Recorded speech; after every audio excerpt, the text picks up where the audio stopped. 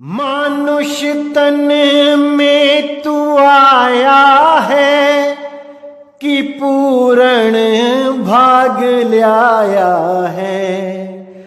मानुष तन में तू आया है कि पूर्ण भाग ल्याया है। तू इतना क्यों गरवाया है, तू इतना क्यों गरवाया है। मौत तेरे हाथ नानी है, मौत तेरे हाथ नानी है। गुरु का नाम ले प्यारे, शब्द पे ध्यान दे प्यारे। उमरिया बीती जाती है, उमरिया बीती जाती है। उमरिया बीती जाती है, उमरिया बीती जाती है। उमरिया बीती जाती है, उमरिया बीती जाती है। गुरु का नाम ले प्यारे, शब्द पे ध्यान दे प्यारे। उमरिया बीती जाती है, उमरिया बीती जाती है। नमस्कार मेरे प्यारे भाइयों, मेरे परमात्मा के प्यारे जीव हंसों। मैं परमपिता परमात्मा से यही अरदास करता हूं कि आप सब मेरे भाइयों का विवेक पहले से ज्यादा और ज्यादा और ज्यादा से ज्यादा बढ़ता ही जाए, और ऐसी कोई चीज ना रहे जो मेरे भाइयों को समझ में ना आए। क्योंकि हमारा एक ही लक्ष्य है, इस जन्म और मरण से मुक्ति पाना। और ये तभी संभव है जब हम सत्य ज्ञान को समझ जाएं। हम सत्य ज्ञान को प्राप्त करने के लिए एक रास्ते पे चल पड़ें, और वो रास्ता ऐसा हो जिसमें किसी भी धर्म, जाति या किसी अन्य देशों के प्रति कोई भेदभाव ना हो। क्योंकि हम सब एक ही परमात्मा के बच्चे हैं, हम में कोई भेद नहीं है। चाहे हम किसी भी जात के हों, चाहे हम किसी भी धर्म के हों, चाहे हम किसी भी देश के हों, हम सब का मालिक एक है। केवल उसके सच्चे स्वरूप को जानना है कि वो कौन है, कैसा है। अगर हम उसको जान जाते हैं तो समझ जाओ कि हमने अपना जीवन सफल कर लिया। अन्यथा हम आए या ना आए एक समान जानो, कोई फायदा ही नहीं मनुष्य जन्म में आने का। हमारे धर्म ग्रंथ चीख चीख के पुकार पुकार के समझाते रहे हमें, ऐसा अनमोल ज्ञान देते रहे, लेकिन हमने उस ज्ञान को नहीं समझा। हम उनकी पूजा करने लगे। जिसने भी हमें ज्ञान दिया हमने उसकी पूजा करनी शुरू कर दी। लेकिन वो ज्ञान क्या दे रहा है इस पे विचार नहीं किया। इस पे विचार कर लेते तो हम सब सदा सदा एक मत हो जाते, हमारे दो भाग नहीं होते। सारी दुनिया में एक ही ज्ञान चलता, दूसरे की जरूरत ही ना पड़ती। क्योंकि जन्म मरण से मुक्ति सत्य को जानने से होती है, ना कि धर्म को बदलने से। किसी भी धर्म में आप हो, आपको धर्म बदलने की जरूरत नहीं है, बिल्कुल नहीं है। बस अपने धर्म ग्रंथों को अच्छी तरह समझो, अच्छी तरह देखो, उसको जानो कि क्या कह रहे हैं धर्म ग्रंथ। और अगर आपने उन धर्म ग्रंथों में से सार निकाल लिया तो आपको कहीं भी जाने की जरूरत नहीं है। आपको वो अनमोल वस्तु घर बैठे मिल जाएगी, कहीं जाने की जरूरत नहीं है। धर्म परिवर्तन की जरूरत तब लगती है आपको जब आपको यही नहीं पता होता कि मेरे धर्म में ज्ञान क्या दिया जा रहा है, हमारे धर्म ग्रंथ हमें बता क्या रहे हैं। अगर इसका आपको पूरा ज्ञान ना हो तब आपको दूसरे धर्म में आकर्षित किया जा सकता है। लेकिन अगर आपको अपने ही धर्म ग्रंथ अच्छी तरह समझ में आते हैं तो आपको कोई बदल नहीं सकता। जैसा कि देखने में आता है कि हमारे भारत देश में सबसे ज्यादा कन्वर्शन हिंदू धर्म में किया जा रहा है। अलग अलग मिशनरीज आके इस धर्म में धर्म परिवर्तन करते हैं। ये धर्म परिवर्तन क्यों होता है? क्योंकि हमें यही नहीं पता कि हमारे धर्म ग्रंथ कहते क्या हैं।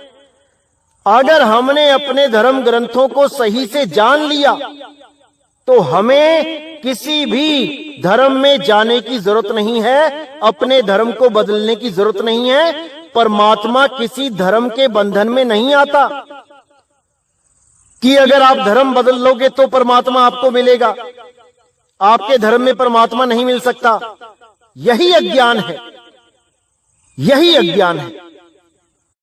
तो आज हम अपने ही प्राचीन ग्रंथों के ऊपर बात करेंगे जिनमें अनमोल ज्ञान छुपा है, लेकिन ये ज्ञान छुपे का छुपा ही रह जाता है जब हमें इस ज्ञान को खोल के समझाने वाला कोई नहीं मिलता। क्योंकि आज के समय में कोई भी सत्य बोलने को तैयार नहीं है, सत्य उजागर करने को तैयार नहीं है। तो ऐसी कंडीशन में इन ग्रंथों में जो अनमोल ज्ञान छुपा होता है वो छुपा ही रह जाता है। तो आज हम उस अनमोल ज्ञान को खोलेंगे जिसको जानने के बाद आपको कुछ भी जानना शेष नहीं रह जाता, कुछ भी जानना शेष नहीं रह जाता।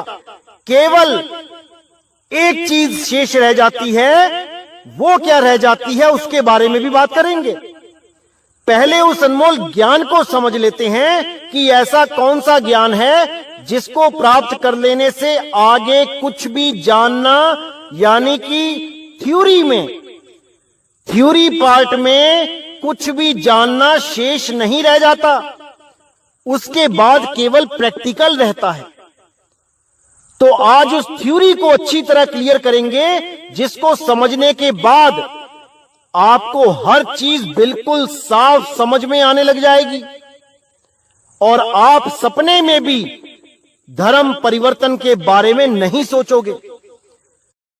तो आज जो हम सत्संग करने जा रहे हैं वो हम पवित्र गीता जी पे करेंगे, क्योंकि बहुत से भाइयों के मैसेज आ रहे थे कि गीता के अनमोल ज्ञान को खोलिए, गीता के सारे अध्यायों पे सत्संग कीजिए। तो बिल्कुल किए जाएंगे मेरे भाइयों, बिल्कुल किए जाएंगे। गीता इतना अनमोल ग्रंथ है कि अगर आपने उसको अच्छी तरह समझ लिया तो और कुछ भी आपको जानने के लिए शेष नहीं रह जाएगा, केवल प्रैक्टिकल रह जाएगा। उसके अलावा सब कुछ गीता जी में बताया गया है, सारे भ्रमों को तोड़ा गया है। बस हम ये समझ जाएं कि हमें गीता का ज्ञान कह क्या रहा है, कृष्ण जी ने हमें क्या ज्ञान दिया है। उन्होंने केवल लड़ना ही नहीं सिखाया है अधर्म के खिलाफ, उन्होंने अज्ञान के खिलाफ भी ज्योति जगाई है, अज्ञान को भी मिटाया है, लेकिन हम उसको समझ नहीं पा रहे हैं। तो आज हम गीता जी के कुछ श्लोकों का वर्णन करेंगे। बहुत चिंतन करने की जरूरत है, बहुत मनन करने की जरूरत है। अच्छी तरह समझने पे हर चीज क्लियर हो जाएगी कि क्या कहती है गीता। तो आइए देखते हैं क्या कहती है गीता। जैसा कि मैंने पिछले सत्संगों में अध्याय 2 के बारे में चर्चा की थी जिसमें आत्मा के बारे में बताया गया था और आत्म ज्ञान की तरफ पूरा इशारा किया गया था। उस अध्याय को पढ़ने के बाद पूरी जागृति आती है कि कृष्ण जी ने गीता में क्या बताया, किसकी साधना करने को बताया, किसकी प्राप्ति के लिए बताया।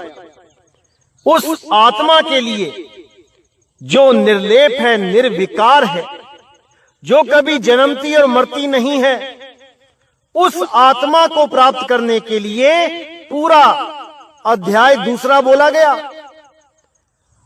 उसके बाद जो अध्याय तीसरा है उसमें भी अनमोल ज्ञान दिया गया। आइए देखते हैं अध्याय तीसरा हमें क्या ज्ञान देता है।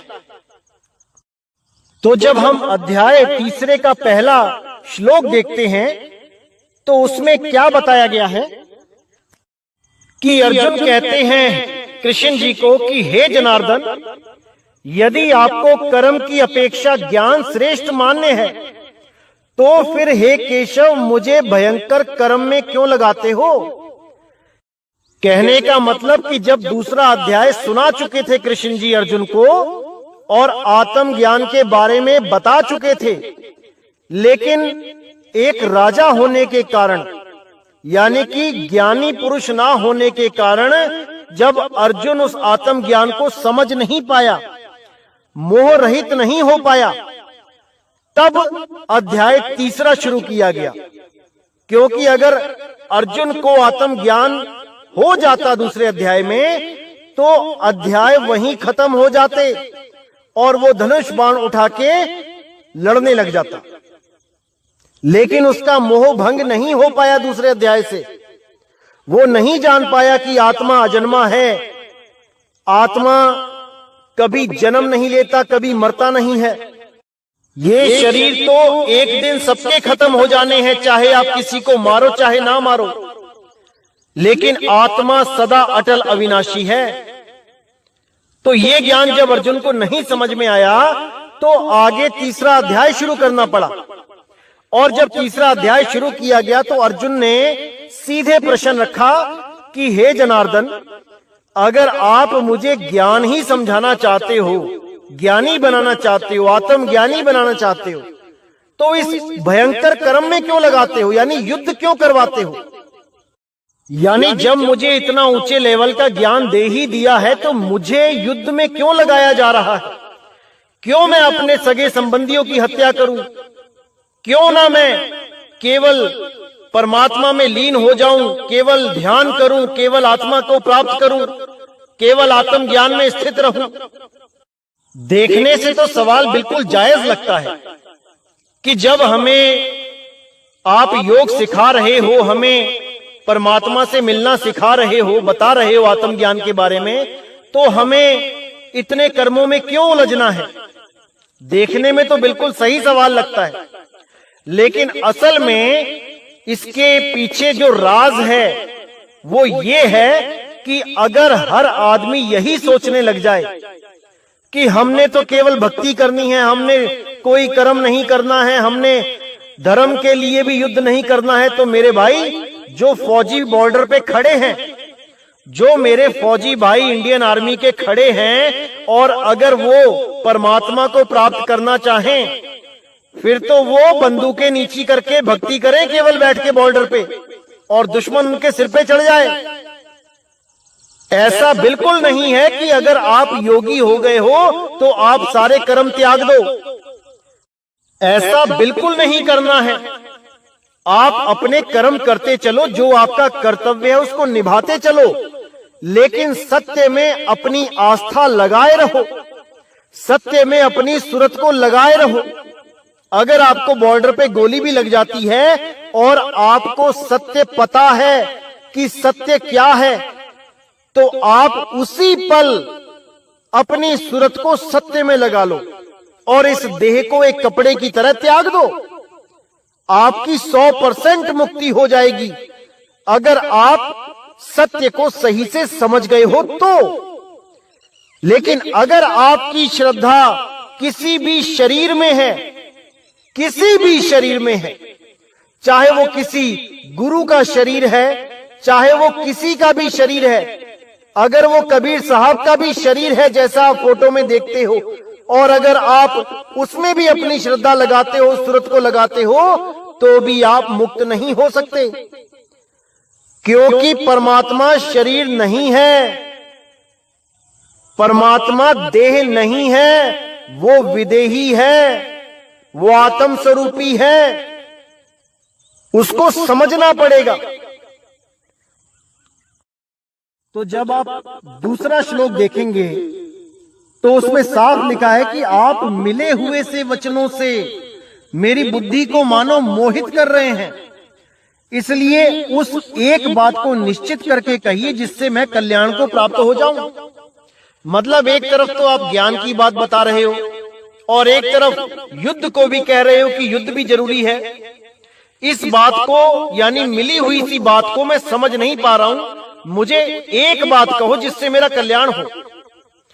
असल में कृष्ण जी ने यही संदेश दिया कि धर्म तो जरूरी है ही है, परमात्मा की भक्ति तो जरूरी है ही है, लेकिन कर्म भी जरूरी है। कर्म भी करने हैं, अपने कर्तव्यों से पीछे नहीं हटना है। लेकिन बस कर्म ऐसे ना करो जिससे पाप हो जाए, जिससे किसी को दुख पहुंचे, जिससे किसी की हानि हो, जिससे किसी को भी क्षति पहुंचे। यानी धर्म विरुद्ध कार्य नहीं करना है, धर्म में रह के कार्य करना है।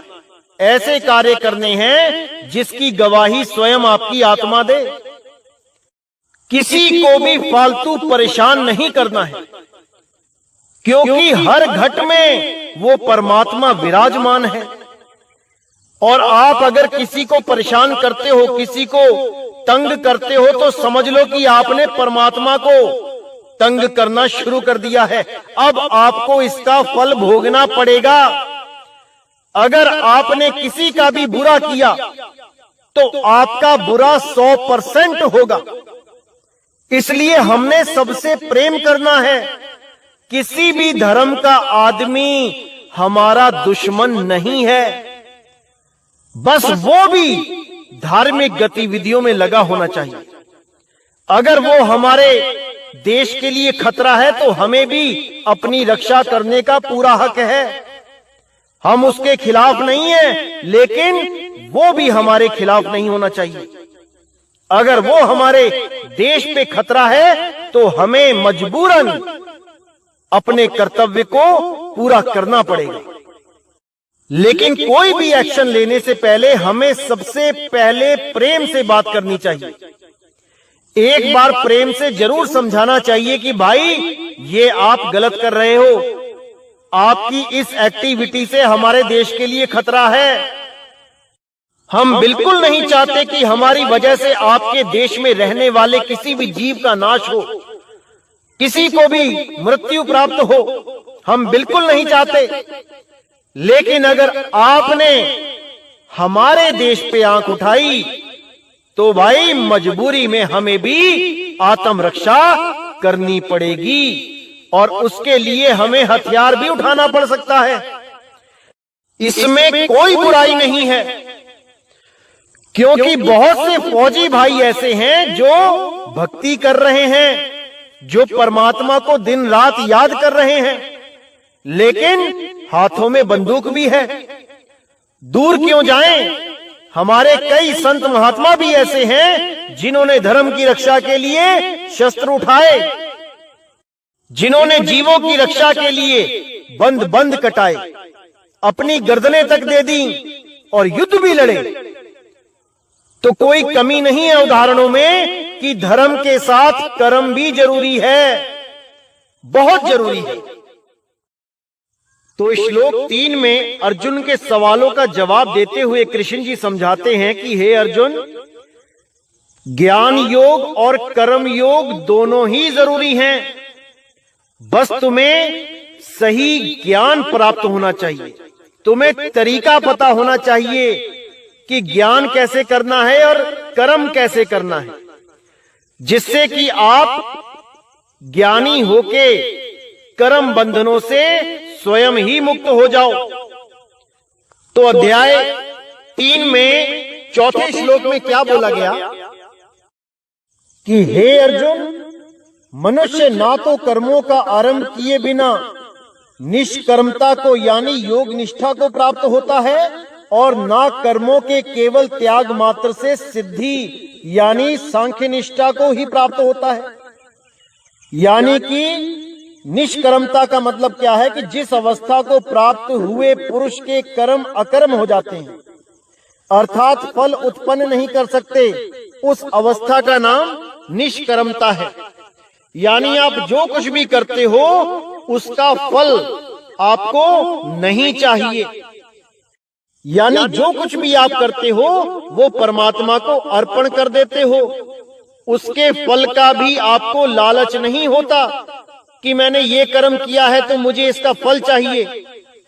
इसीलिए बोला गया है कर्म कर, फल की इच्छा मत कर, क्योंकि फल ही दुखदाई हो जाता है। फल प्राप्त करने के लिए भी इस जन्म में आना पड़ता है। इसलिए परमात्मा के नाम पे कर्म करता जा और फल की इच्छा से रहित हो जा, तब सारे कर्म अकर्म हो जाते हैं। अब उनका कोई लेखा जोखा नहीं रह जाता। तो यहां पे बिल्कुल क्लियर कर दिया कि ना तो कर्म को त्याग के आप योगनिष्ठ हो सकते हो और ना ही केवल कर्म करने से योगनिष्ठ हो सकते हो। आपको बैलेंस बनाना पड़ेगा और सत्य के साथ जुड़ना पड़ेगा, सत्य को समझना पड़ेगा। तो 5वें श्लोक में क्या बताया गया कि निसंदेह कोई भी मनुष्य किसी भी काल में क्षण मात्र भी बिना कर्म किए नहीं रहता, क्योंकि सारा मनुष्य समुदाय प्रकृति जनित गुणों द्वारा परवश हुआ कर्म करने के लिए बाध्य किया जाता है। यानी ऐसा कोई भी इंसान नहीं है, कोई जीव नहीं है जो बिना कर्मों के यहाँ पे रह सके। कुछ ना कुछ कर्म तो उसको करना ही पड़ेगा, क्योंकि 3 गुणों के द्वारा कोई ना कोई कर्म होता ही रहता है। आप 3 गुणों से बच नहीं सकते। रजोगुण, सतोगुण, तमोगुण, इन तीनों गुणों के द्वारा ही प्रकृति में सारे कर्म होते हैं और आपको भी बाध्य किया जाता है कर्म करने के लिए। ये गुणों के द्वारा बाध्य किया जाता है और आप कर्म करते ही हो, जिसका फल आपको भोगना ही पड़ता है। तो आगे 6ठे श्लोक में क्या बताया गया है कि जो मूढ़ बुद्धि मनुष्य समस्त इंद्रियों को हठ पूर्वक ऊपर से रोककर मन से उन इंद्रियों के विषयों का चिंतन करता रहता है, वह मिथ्याचारी अर्थात दंभी कहलाता है। यानी कि आप जबरदस्ती मन को रोक तो लेते हो, लेकिन वो मन अंदर से नहीं रुक पाता। अंदर से ख्याली पुलाव बनते ही रहते हैं। ऊपर से भले आप कितना ही शो करते रहो कि मेरा मन कंट्रोल है, लेकिन अंदर वो मन सदा विचलित रहता है।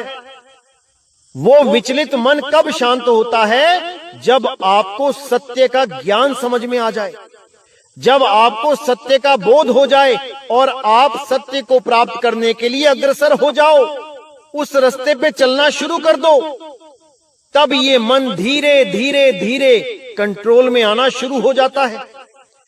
अन्यथा इसका कोई इलाज नहीं है। इस मन को कंट्रोल करने के लिए कृष्ण जी ने केवल 2 बातें बताई, अभ्यास और वैराग। जब इन दोनों को आप समझ जाते हो, तब ये धीरे धीरे कंट्रोल होना शुरू हो जाता है।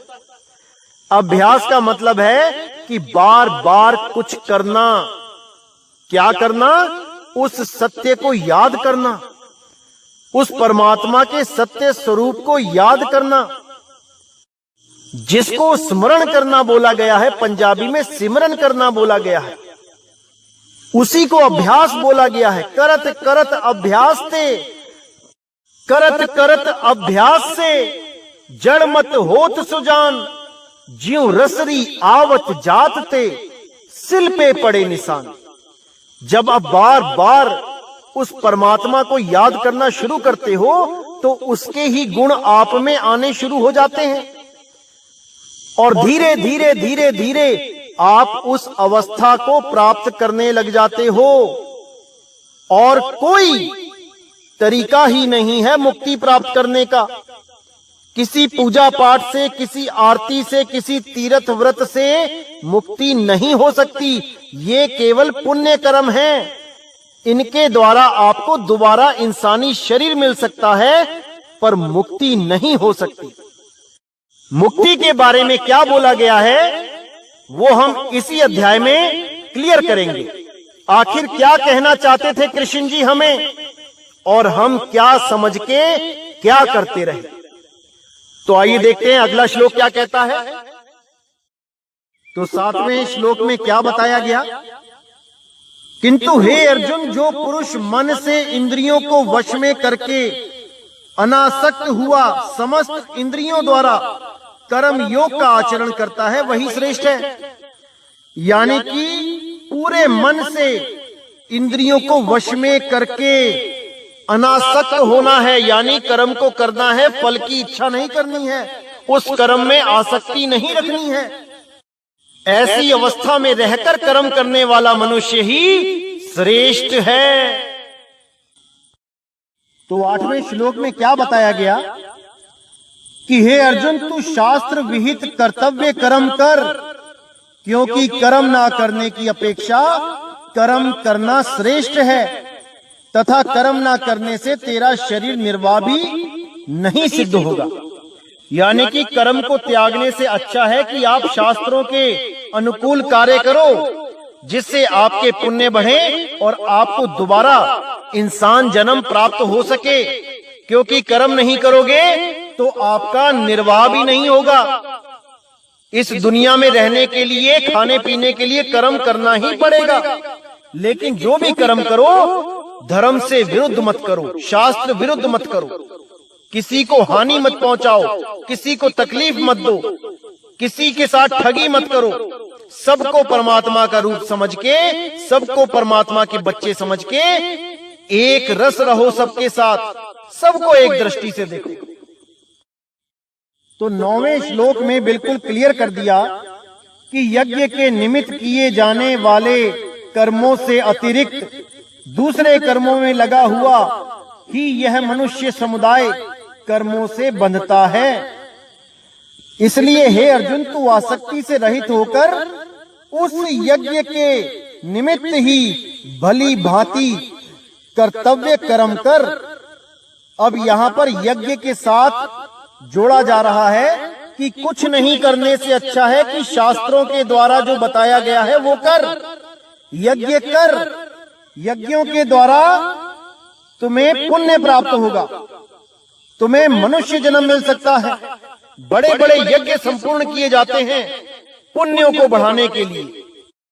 यानी कि यज्ञों अर्थात शास्त्र अनुकूल साधना और शास्त्र अनुकूल जो कर्तव्य बताए गए हैं, उनके अलावा अगर मनुष्य कुछ भी करता है तो वो कर्मों के बंधन में बांध दिया जाता है। इसलिए हे अर्जुन, तू आसक्ति रहित होकर उन कर्मों को कर जो शास्त्रों में, ग्रंथों में बताए गए हैं, जो यज्ञ के द्वारा समझाए गए हैं।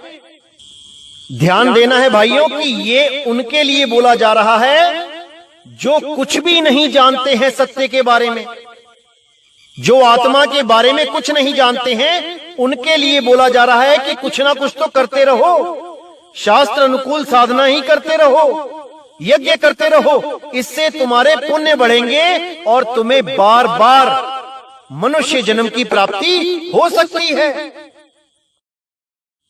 तो आगे अध्याय 3 के 10वें श्लोक में क्या बताया जाता है।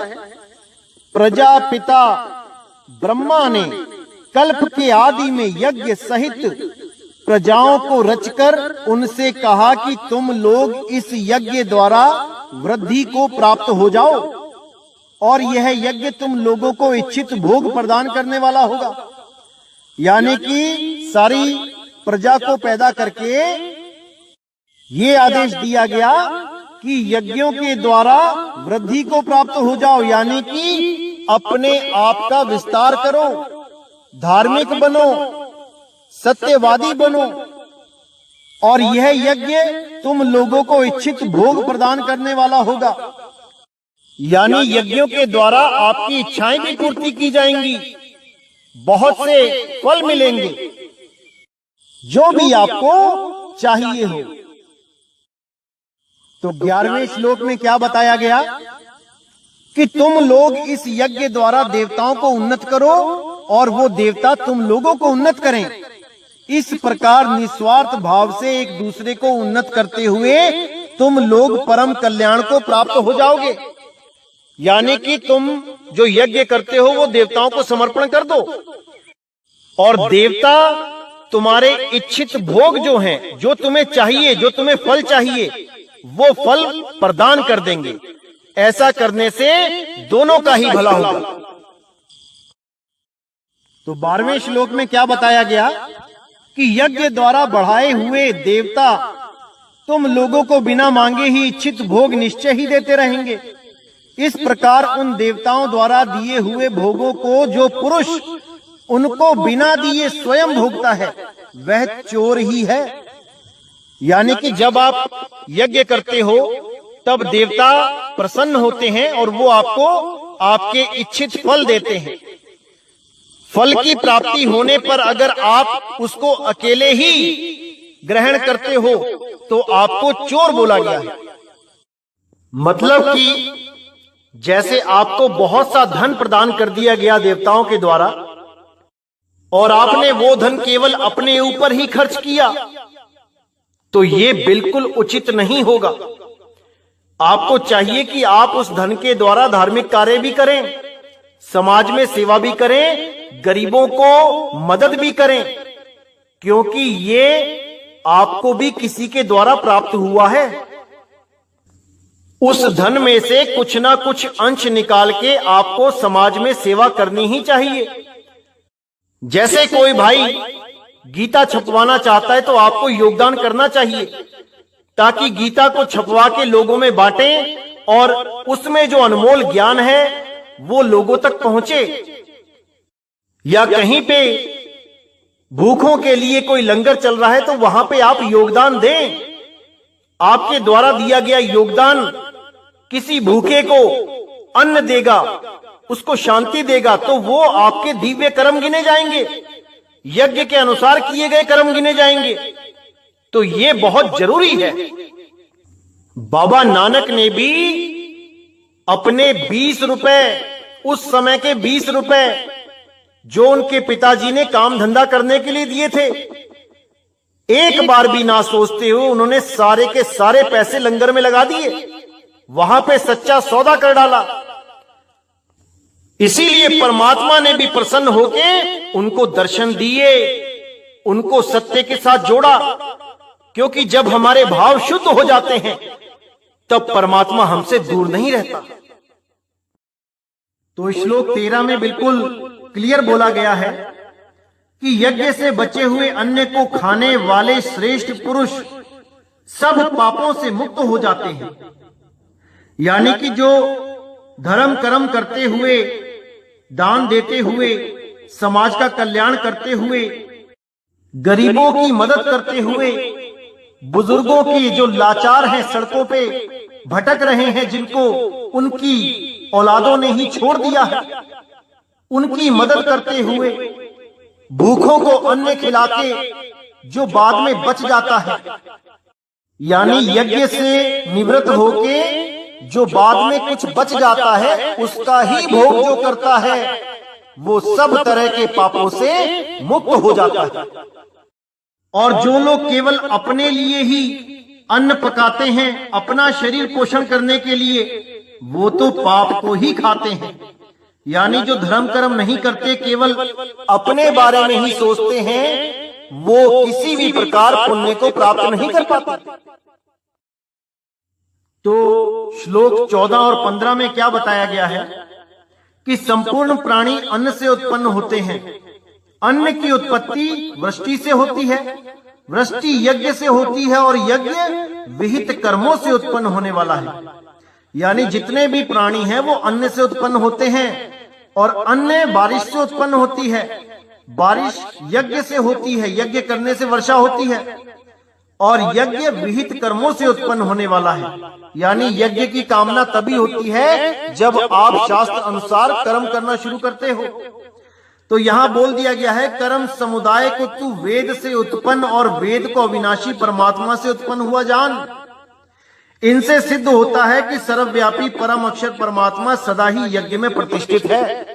यानी कि यज्ञों में जो मंत्र जंत्र जितनी भी क्रियाएं होती हैं उनमें परमात्मा सदा ही प्रविष्ट है। यानी उससे आपके कर्म बहुत अच्छे हो जाएंगे, बिल्कुल हो जाएंगे, इसमें कोई शक नहीं है। आपकी प्रवृत्ति धार्मिक होगी, मन में दया आएगी, संतोष आएगा, बिल्कुल आएगा। पाप कर्मों से दूर हो जाओगे, बिल्कुल हो जाओगे, कोई दो राय नहीं है। परमात्मा को जानने की, परमात्मा को पाने की लगन लगी रहेगी, बिल्कुल लगी रहेगी। लेकिन आगे क्या बताते हैं देखिए, श्लोक 16 में क्या बताया गया कि हे पार्थ, जो पुरुष इस लोक में इस प्रकार परंपरा से प्रचलित सृष्टि चक्र के अनुकूल नहीं बरतता, अर्थात अपने कर्तव्य का पालन नहीं करता, मतलब कि वेदों में दिए गए, पुराणों में दिए गए मंत्रों का जाप नहीं करता, पूजा पाठ नहीं करता, मंदिर नहीं जाता, व्रत नहीं करता, उपवास नहीं करता, तीर्थों में नहीं जाता, यानी कि धार्मिक कर्तव्यों को नहीं करता, वह इंद्रियों द्वारा भोगों में रमण करने वाला पापायु पुरुष व्यर्थ ही जीता है। यानी उसके जीने का कोई मकसद नहीं, वो व्यर्थ ही जी रहा है, एक जानवर की जिंदगी जी रहा है जो ये कुछ भी नहीं कर रहा है। यानी मंत्रों का भी जाप नहीं कर रहा है, भगवान को प्राप्त करने के लिए उसका नाम नहीं जप रहा है, व्रत नहीं कर रहा है, उपवास नहीं कर रहा है, पूजा पाठ नहीं कर रहा है, जो कुछ भी नहीं कर रहा है, उसका जीवन एक पशु तुल्य है। क्योंकि वो अपनी मुक्ति को जान ही नहीं पा रहा है कि मुझे इंसान जन्म केवल मोक्ष के लिए मिला है, मुक्ति के लिए मिला है। वो इसको केवल भोगों में व्यर्थ करके इस दुनिया से अपना जन्म बर्बाद करके चला जाएगा। तो इसलिए ये बहुत जरूरी है, मंत्रों का जाप करना, पूजा पाठ करना, व्रत करना, उपवास करना बहुत जरूरी है, क्योंकि इसी से भक्ति की शुरुआत होती है। ये आपकी भक्ति की शुरुआत है। लेकिन ये कर्तव्य किनके ऊपर लागू नहीं होता, आइए देखते हैं अगले श्लोक में क्या बताया गया। तो अध्याय 3 के श्लोक 17 में बिल्कुल क्लियर कर दिया कि परंतु जो मनुष्य आत्मा में ही रमण करने वाला और आत्मा में ही तृप्त तथा आत्मा में ही संतुष्ट हो, उसके लिए कोई कर्तव्य नहीं है। यानी जो आत्म ज्ञान में स्थित होने के लिए अग्रसर हो गया, जो आत्म ज्ञान को प्राप्त करने के लिए चल पड़ा, या जो आत्म ज्ञान को प्राप्त कर चुका है, उन दोनों के लिए कोई कर्तव्य नहीं है। यानी कि उनको किसी मंत्र की, जंत्र की, तंत्र की, किसी पूजा की, पाठ की, किसी व्रत की, किसी उपवास की, किसी तीर्थों में जाने की कोई जरूरत नहीं रह जाती, क्योंकि वो उस चीज को प्राप्त करने जा रहे हैं जो सबका मूल है। यानी एक किसान जब कोई पेड़ उगाता है तो वो सारा पानी जड़ में ही डाल देता है, उसे वो पानी पत्तों में, टहनियों में डालने की जरूरत नहीं रह जाती, क्योंकि उसे सत्य का बोध हो चुका है कि पानी केवल जड़ में डाला जाता है। इसी प्रकार कृष्ण जी के द्वारा दिया हुआ ज्ञान जब समझ में आ जाता है तो वो मनुष्य समझ जाता है कि आत्मा में ही रमण करना है, आत्म ज्ञान में ही स्थित होना है। आत्म ज्ञान के अलावा और कोई ज्ञान नहीं है जिसके द्वारा कल्याण हो पाए। कबीर साहब ने भी यही बोला, आत्म ज्ञान बिना नर भटके, कभी मथुरा कभी काशी, जल में मीन प्यासी, मोहे देखत आवे हांसी। तो इस प्रकार इस ज्ञान को अच्छी तरह समझना है कि गीता हमें क्या कहना चाहती है।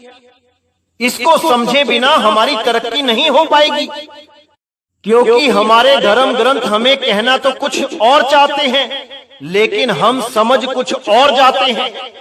यही दुविधा है कि हम दूसरे धर्मों की तरफ आकर्षित हो जाते हैं, क्योंकि हमें स्वयं नहीं पता होता कि हमारे धर्म ग्रंथ क्या कह रहे हैं।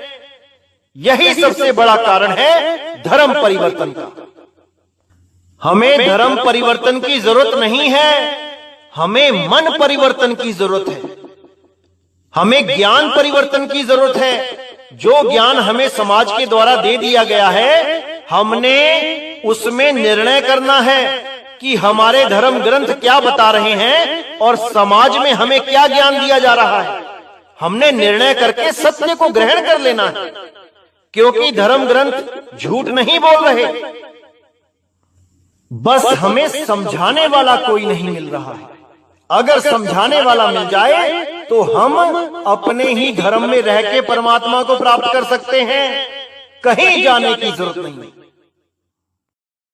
तो आगे 18वें श्लोक में बिल्कुल क्लियर कर दिया कि उस महापुरुष का इस विश्व में ना तो कर्म करने से कोई प्रयोजन रहता है और ना कर्मों के ना करने से ही कोई प्रयोजन रहता है। किस महापुरुष का?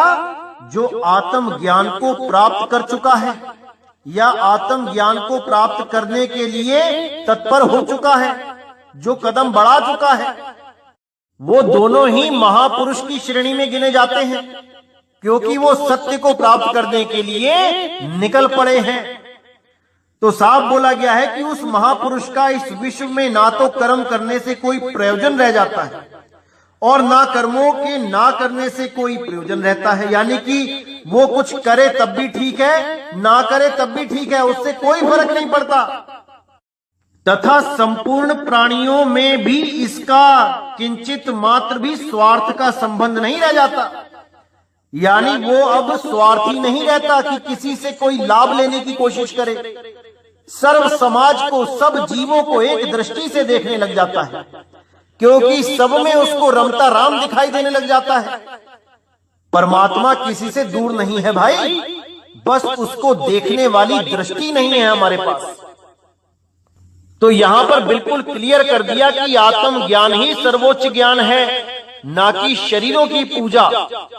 शरीरों की पूजा का तो पूरा खंडन किया गया है गीता में। आइए देखते हैं क्या कहती है गीता शरीरों की पूजा के बारे में। अब 15वें श्लोक में कितना क्लियर कर दिया कि माया द्वारा जिनका ज्ञान हरा जा चुका है, ऐसे असुर स्वभाव को धारण किए हुए मनुष्यों में नीच दूषित कर्म करने वाले मूढ़ लोग मुझको नहीं भजते, यानी मेरे असली स्वरूप को नहीं जान पाते। वो माया के अधीन ही रह जाते हैं और माया उनका बुद्धि विवेक हर लेती है। तो श्लोक नंबर 20 में क्या बताया गया कि उन भोगों की कामना द्वारा जिनका ज्ञान हरा जा चुका है, वे लोग अपने स्वभाव से प्रेरित होकर उस नियम को धारण करके अन्य देवताओं को भजते हैं। अब यहाँ पर क्या बताया जा रहा है, इसको गहराई से समझना पड़ेगा। यहाँ पर पहले तो साफ बोल दिया कि अपने अपने स्वभाव से प्रेरित होकर, यानी कि जैसा जिसको अच्छा लगता है वैसी ही साधना करके, किसी को मंदिर जाना अच्छा लगता है, किसी को फोटो पूजा करना अच्छा लगता है, किसी को व्रत करना अच्छा लगता है, किसी को तीर्थ में जाना अच्छा लगता है, किसी को 7 बार माथा टेकना अच्छा लगता है, किसी को 5 बार मंदिर की परिक्रमा करनी अच्छी लगती है, किसी को 2 बार किसी पर्वत की परिक्रमा करनी अच्छी लगती है। तो अपने अपने स्वभाव के कारण, स्वभाव से प्रेरित होकर उस नियम को धारण करके अन्य देवताओं को भजते हैं। कौन भजते हैं? जिनका ज्ञान हरा जा चुका है माया के द्वारा। और क्यों हरा जा चुका है? भोगों की कामना की वजह से। भोगों की कामना ही माया रूप में उनका ज्ञान हर लेती है और अपने अपने स्वभाव के कारण वो तरह तरह की पूजाओं में लग जाते हैं और देवी देवताओं को, अन्य देवी देवताओं को भजने लग जाते हैं। अब यहाँ पर गौर ये करना है कि देवी देवताओं के बारे में ऐसा क्यों बोला गया? क्योंकि यहाँ पर देवी देवताओं का मतलब सीधे शरीर से है कि मुझ आत्म स्वरूप अविनाशी को ना जानने के कारण अन्य देवी देवताओं के शरीरों को पूजने लग जाते हैं लोग। कोई किसी की पूजा में लग जाता है, कोई किसी की पूजा में लग जाता है, क्योंकि इतने सारे देवी देवता हैं जिसको जो भाता है, जहां से किसी की छोटी सी फरियाद पूरी हो जाती है, वो उसी को परमात्मा मान के उसको भजने लग जाता है। जबकि मेरा स्वरूप कुछ और है। इन मनमुखी पूजाओं के द्वारा मुझे प्राप्त नहीं किया जा सकता। मेरी पूजा विधि केवल एक गुरु ही बता सकता है जिसको सत्य का बोध है। तो श्लोक नंबर 23 में क्या बताया गया कि परंतु उन अल्प बुद्धि वालों का वह फल नाशवान है तथा वे देवताओं को पूजने वाले देवताओं को प्राप्त होते हैं और मेरे भक्त चाहे जैसे ही भजें अंत में वे मुझको ही प्राप्त होते हैं। अब यहाँ पे देवी देवताओं की पूजा करके जो फलों की इच्छा करते हैं कि हमारी दुकान चल पड़े, हमारा मकान बन जाए, हमारी ये हो जाए, हमारा वो हो जाए, उनको अल्प बुद्धि वाला बोला गया है। क्यों बोला गया है? क्योंकि उनके जीवन का लक्ष्य था मुक्ति। इस जन्म में आने के लिए हम बहुत तरसे हैं। 1,84,000 भटक के हम इस दुनिया में आए हैं इंसान बन के। और अगर हम परमात्मा को केवल अपने सुख के लिए भजें, केवल अपनी दुनियावी इच्छाओं की पूर्ति के लिए भजें, तो हमसे बड़ा अल्प बुद्धि वाला कोई हो भी नहीं सकता। अरे बिन बोलिया सब कुछ जानदा, किस आगे कीजे अरदास। वो भगवान सब जानता है कि हमें क्या चाहिए क्या नहीं चाहिए। वो घट घट की पट पट की जाने, सबको जानता है वो किसको क्या चाहिए। अरे हमारे आने से पहले ही हमारे पूरे जीवन का इंतजाम कर दिया उसने। कहां पे जन्म लेना है, कहां पढ़ाई करनी है, कहां पे नौकरी करनी है, सब कुछ पहले से ही इंतजाम किया हुआ है। उसको भी हम केवल और केवल अपनी इच्छाओं की पूर्तियों के लिए याद करते हैं। और यहां पर देवताओं का मतलब ये नहीं कि किसी खास देवता की बात हो रही है, कि जो भी किसी का कुल देवता है या किसी का वंश देवता है उसकी बात हो रही है। यहां पर शरीरों की बात हो रही है कि हम भगवान के सच्चे स्वरूप को ना जानने के कारण किसी ना किसी देवी देवता की पूजा करते हैं, या फिर कोई अपने गुरुओं की पूजा करने लग जाता है, अपने गुरु से मांगने लग जाता है उसको भगवान मान के। क्योंकि 11वें अध्याय में श्री कृष्ण जी ने अपना विराट रूप जब दिखाया था तो उसमें अनंत आंखें, अनंत जांघें, अनंत भुजाएं, यानी अनंत चेहरे आप देखेंगे अगर इंटरनेट पे भी सर्च करके तो आपको पूरा विराट रूप दिखाई देगा। उसमें सारे देवी देवता शामिल हो जाते हैं, सारे पीर पैगंबर, सब गुरुजन शामिल हो जाते हैं। और ये विराट रूप दिखाया इसलिए जाता है कि ये सब मेरे ही रूप हैं, मैं सब में विद्यमान हूं, मेरे बिना कोई नहीं चल रहा। लेकिन ये सब मेरे रूप होते हुए भी मैं इनमें नहीं हूं। मेरा स्वरूप शरीर से बिल्कुल भिन्न है। मेरा शरीर असली स्वरूप नहीं है। ये शरीर तो मैं केवल लीला करने के लिए धारण करता हूं। जितनी भी लीलाएं की जाती हैं शरीर के द्वारा की जाती हैं, लेकिन असल में वो भी शरीर नहीं है, वो एक आत्मा है। वही उनका यथार्थ स्वरूप है। उसी को जान लेने से, उस यथार्थ आत्म स्वरूप को जान लेने से मोक्ष होता है। शरीरों को जानने से शरीरों में जाना पड़ता है। शरीरों की पूजा करोगे तो शरीरों में ही जाना पड़ेगा। जहां आशा तहां वासा। इसीलिए साफ बोल दिया गया कि देवताओं को पूजने वाले देवताओं को प्राप्त होते हैं। वो मुझे प्राप्त नहीं कर सकते, क्योंकि मुझे प्राप्त करने के लिए पहले मेरे स्वरूप का बोध होना बहुत जरूरी है। अगर मेरे सच्चे स्वरूप का बोध नहीं हुआ तो कोई भी मुझे प्राप्त नहीं कर सकता।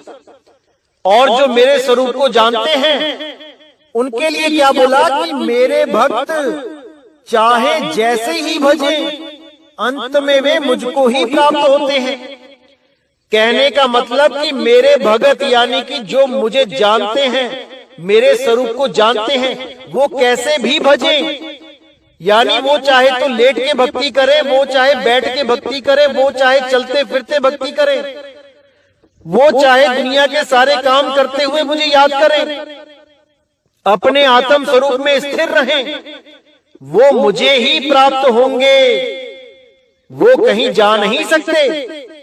उनका 100% मोक्ष होगा, मुक्ति होगी, लेकिन तब होगी जब गुरु के द्वारा सत्य असत्य का निर्णय करके मेरे स्वरूप का बोध हो जाए, वो तब होगा। तो आगे श्लोक नंबर 24 में क्या बताया गया कि बुद्धिहीन पुरुष मेरे अनुत्तम अविनाशी परम भाव को ना जानते हुए मन इंद्रियों से परे मुझ सच्चिदानंद घन परमात्मा को मनुष्य की भांति जन्म लेकर व्यक्ति भाव को प्राप्त हुआ मानते हैं। कितना क्लियर कर दिया देखिए। यहाँ पे थोड़ा सा विवेक लगाइए, पूरा समझ में आएगा कि क्या कहना चाहती है वाणी। बुद्धिहीन पुरुष मेरे अनुत्तम अविनाशी परम भाव को ना जानते हुए, यानी कि जो बुद्धिहीन है, यानी जिनको मेरे स्वरूप का बोध नहीं है, जो मुझे एक शरीर समझते हैं और ये नहीं जानते कि मैं आत्म स्वरूप हूं, यानी कि मन और इंद्रियों से परे जो मेरा असली स्वरूप है, उसको वो बुद्धिहीन प्राणी नहीं जान पाते। क्योंकि हम लोग भगवान को मन और इंद्रियों के द्वारा जानने की कोशिश करते हैं, जो कि बिल्कुल असंभव है। मन और इंद्रियां क्या हैं? मन यानी कि जैसे कल्पना करते हैं, कल्पना करके भगवान की कोई फोटो बना देते हैं, कोई भगवान की मूर्ति बना देते हैं केवल कल्पना के द्वारा, और उसी को भगवान मान के पूजा करने लग जाते हैं। ये हो गया मन के द्वारा। और इंद्री क्या है? 5 कर्म इंद्री, 5 ज्ञान इंद्री। हम 10 इंद्रियों के द्वारा उसको पूजने की कोशिश करते हैं, उसको प्राप्त करने की कोशिश करते हैं। 5 ज्ञान इंद्री में क्या आता है? आंख, कान, नाक, जीभ और त्वचा। हम आंखों के द्वारा देख के, फोटो देख के, मूर्ति देख के उसकी पूजा करना शुरू करते हैं कि शायद ऐसे भगवान मिल जाए। हम कानों के द्वारा उसके भजन सुन के सोचते हैं शायद ऐसे भगवान मिल जाए। हम नाक के द्वारा यानी कि खुशबूदार जो धूप अगरबत्तियां हैं लगा के उसको सोचते हैं कि ऐसे भगवान मिल जाए। हम जीभ के द्वारा यानी 36 भोग 56 भोग का प्रसाद ग्रहण करके सोचते हैं कि ऐसे भगवान मिल जाए। और चमड़ी के द्वारा जैसे हम लोग कई बार तपस्या करने लग जाते हैं, अपनी चमड़ी को सड़ाने लग जाते हैं, चमड़ी पे दुख देने लग जाते हैं, कष्ट देने लग जाते हैं, तो कई बार सोचते हैं शायद ऐसे भगवान मिल जाए। पर ना तो 5 ज्ञान इंद्रियों से भगवान मिलेगा, ना 5 कर्म इंद्रियों से। भगवान मन और इंद्री से परे है। इसी के लिए मल्लुकदास जी ने बोला कि एक समय गुरु बंसी बजाई काल इंद्री के तीर। काल इंद्री के तीर यानी कि काल यानी मन, और इंद्रियां आपको पता ही है।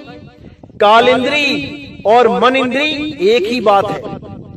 तो मन इंद्रियों के द्वारा हम उसको प्राप्त नहीं कर सकते, उसको हम जान ही नहीं सकते, क्योंकि उसको केवल सुरत पहचान सकती है और सुरत ही मन इंद्रियों से परे का रास्ता तय कर सकती है, नहीं तो हम कभी उसको प्राप्त नहीं कर सकते।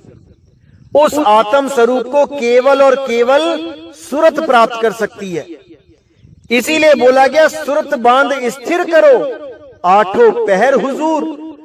उस आत्म स्वरूप में अपनी सुरत को आठों पहर लगा लो और आत्मा में ही परमात्मा का वास है, वो आपको जरूर मिलेगा। बस आप देह से परे हो जाओ। देह की पूजा करोगे तो देह में ही आना पड़ेगा, और विदेही की पूजा करोगे तो विदेही हो जाओगे, सदा सदा के लिए अमर हो जाओगे, दोबारा जन्म मरण में नहीं आना पड़ेगा। मेरा सत्संग करने का बस यही उद्देश्य है कि मेरे भाइयों को बार बार गर्भ में ना आना पड़े। कृष्ण जी का संदेश यही है कि उनके सच्चे स्वरूप को जान लो, जो शरीरों से परे है। जो शरीरों से परे स्वरूप को जान जाएगा वो कभी गर्भ में नहीं आएगा। यही मैं चाहता हूं कि हर देश, हर धर्म, हर जात वाला इंसान इस गीता के संदेश को जरूर सुने और अपने जीवन में एक यू टर्न लेके आए।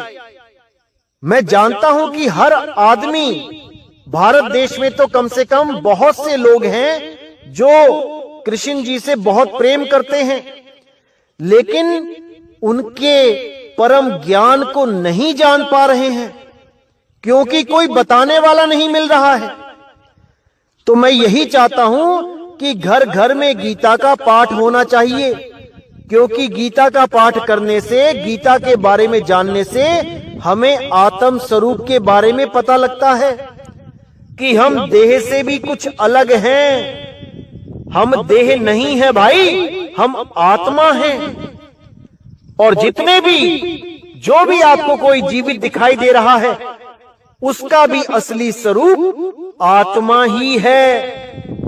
बस हम अपने स्वरूप को भूल चुके हैं। उस स्वरूप को ही याद करना है और हमारा काम बन जाएगा।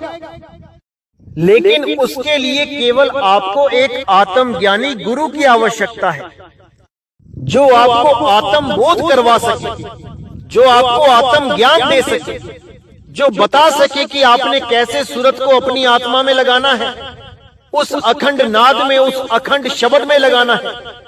बस इतना बोध कराने वाला गुरु आपको कहीं भी मिल जाए, आप उससे दीक्षा ले लो। चाहे वो अमेरिका में है, चाहे वो इटली में है, जापान में है, जर्मनी में, फ्रांस में, वो कहीं पे भी मिल जाए, उसके साथ जुड़ जाओ और अपना आत्म कल्याण करो।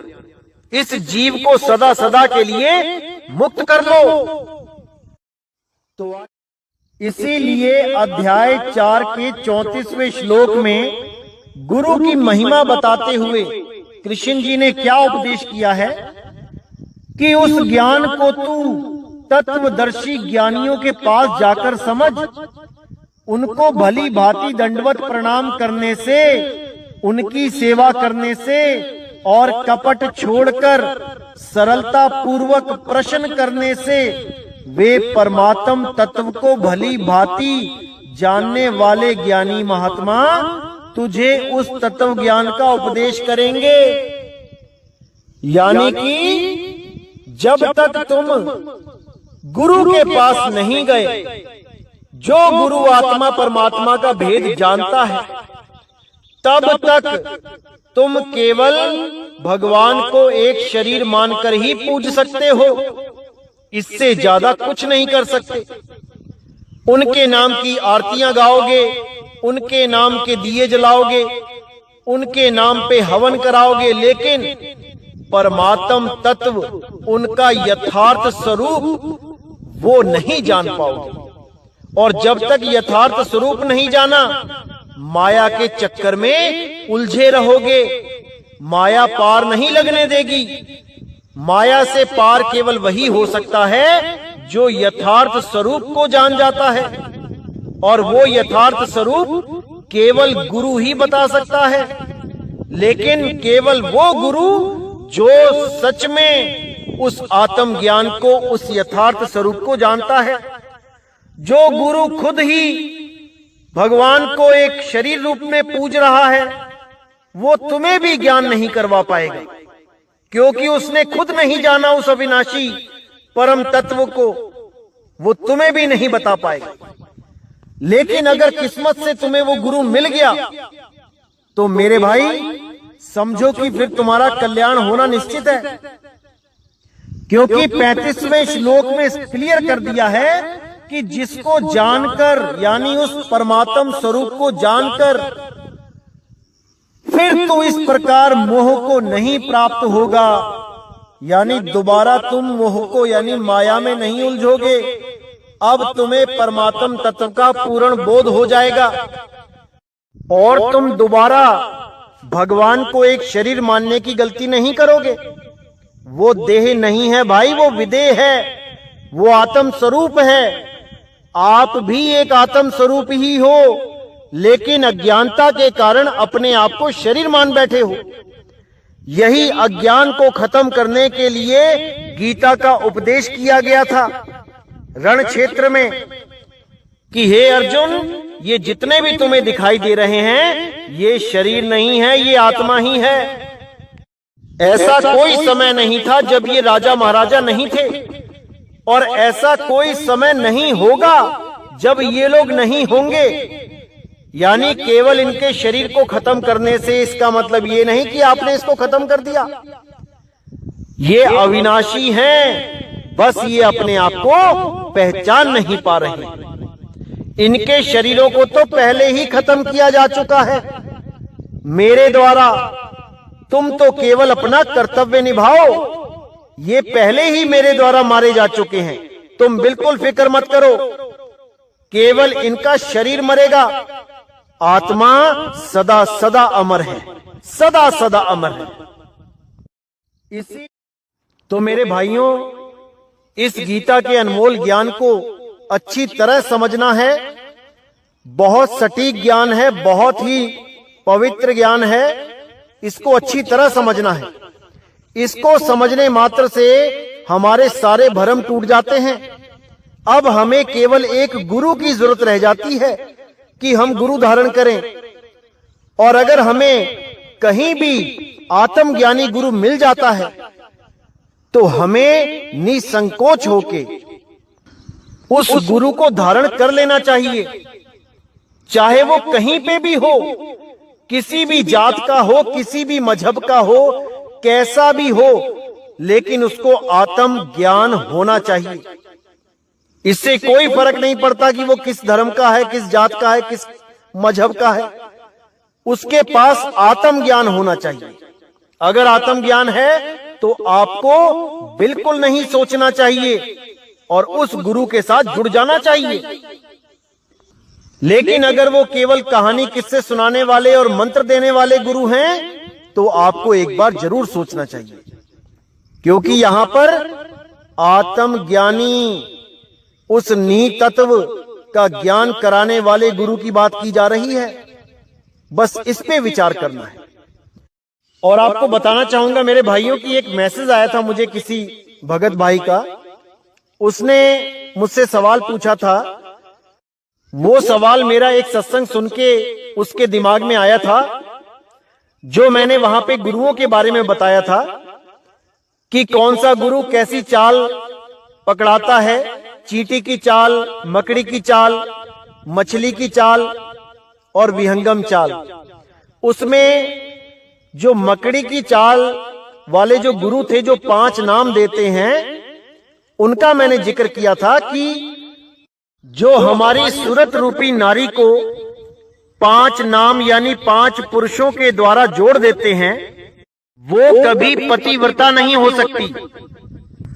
तो मेरे किसी भाई ने गलती से उस उदाहरण को द्रौपदी के ऊपर ले लिया कि द्रौपदी के भी 5 पति थे, तो क्या वो पतिव्रता नहीं है?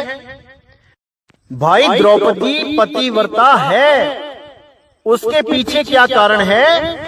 क्योंकि उसने सर्व समाज के सामने पांचों को अपनाया अपने पति के रूप में। वो पतियों को जानती थी और सारे पति उसको जानते थे। लेकिन यहाँ पर जो मैंने उदाहरण दिया था, ये उन गुरुओं के ऊपर बोला था कि जो हमें बुलाते तो हैं एक परमात्मा, एक नाम कह के कि परमात्मा एक है, उसका एक नाम है, लेकिन जब हम नाम लेने जाते हैं तो हमें 5 नाम दे दिए जाते हैं और वो 5 नाम एक परमात्मा के नहीं होते। आप उन गुरुओं के पास जाओगे तो आपको पता लगेगा कि 5 लोकों के यानी 5 मंडलों, रूहानी मंडलों के 5 अलग अलग धनियों के नाम पकड़ा दिए हमें, जिनको हम जानते तक नहीं, जिनका हमने कभी नाम तक नहीं सुना। अगर पत्नी को पता ही ना हो कि 5 पति कौन कौन से हैं, तो वो कैसे पतिव्रता रहेगी? द्रौपदी को तो सब पता था कि ये 5 पांडव ही मेरे पति हैं, सबके सामने अपनाया। इसीलिए कृष्ण जी ने भी उसे बहन स्वीकार किया। लेकिन यहां पर वो उदाहरण नहीं दिया जा रहा था, आपने गलत समझ लिया है। लेकिन मेरा बिल्कुल भाव नहीं था कि ये द्रौपदी को बोला मैंने, बिल्कुल नहीं। तो ये उन गुरुओं के लिए बोला गया जो एक परमात्मा करते हुए हमें 5 नाम से जोड़ देते हैं। अरे जब परमात्मा एक है तो हमें नाम भी एक दो। चलो मैं कहता हूं परमात्मा के हजारों नाम है, तुमने 5 नाम दे भी दिए, तो तुम ये कह दो कि ये सब नाम एक ही परमात्मा के हैं, तब भी समझ में आता है। तो इसलिए मैंने ये उदाहरण वहां पे दिया था, तो इसको अन्यथा ना ले।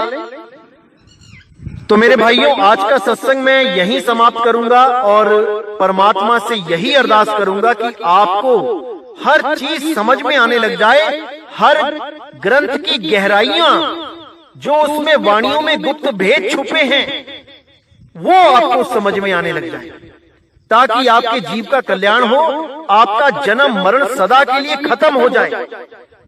मेरी बस यही अरदास है मेरे मालिक से, और मुझे कुछ नहीं चाहिए। तो मेरे भाइयों, अब मुझे विदा करें। बोले सतगुरु बंदी छोड़ सतगुरु सत्य कबीर साहिब की सदा ही जय हो। सभी संतों की सदा ही जय हो, सभी भक्तों की सदा ही जय हो, सभी ज्ञानी पुरुषों की जय हो। सतनाम साहिब बंदी, सतनाम।